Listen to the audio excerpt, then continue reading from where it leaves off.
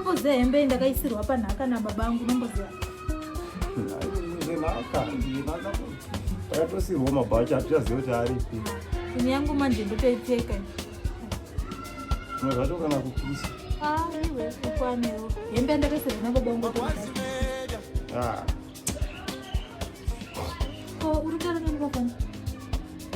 Munhu ari kundifonera zvakanesa. Timu randoura naro bhora nezuva. Takatoona bhora zvakanakisisa but timu yangu yakarohwa maisa ndavabatikana.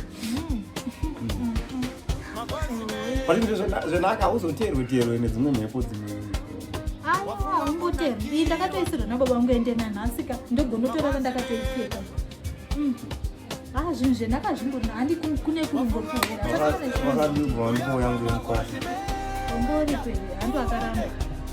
Plus haunopedza urora kwere. Haunopedza urora. Saka utombopuhuta naye ndinoita unopedza urora. Urora kupera nzani maita kuti. Neyo. Mutaura naniko neyo. Munhu ari kunetsa. Aiona ari kuona kuti ndatomisa pasilent. Saka chingodaira zve.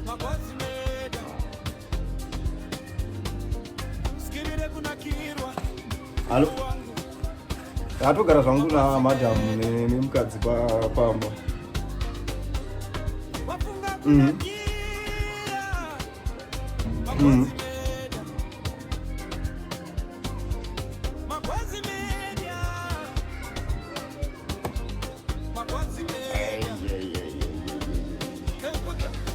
Kati ngatidai so.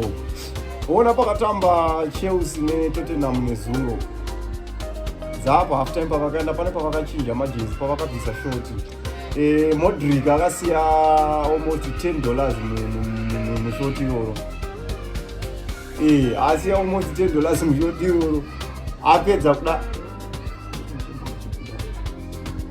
Apedza kudaro pavakanodzi vaenda pavarwa nechando vakurira mabhachi mubhachi momwe vanzi akabva asiya 5 here imomo. Vapedza kudaro futi akabva aenda kudheni kwake.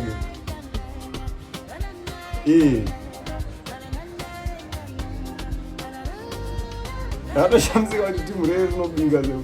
Aitonzi anofanira kubva atora $3 rinobva ananga nayo kugasi state. Chigarizitare recelebrity rinopisa kudaro rarisa gasi $3. Pondo bati muriwo imwe 10 womboza nobata boza haazozii manje kuti anzani.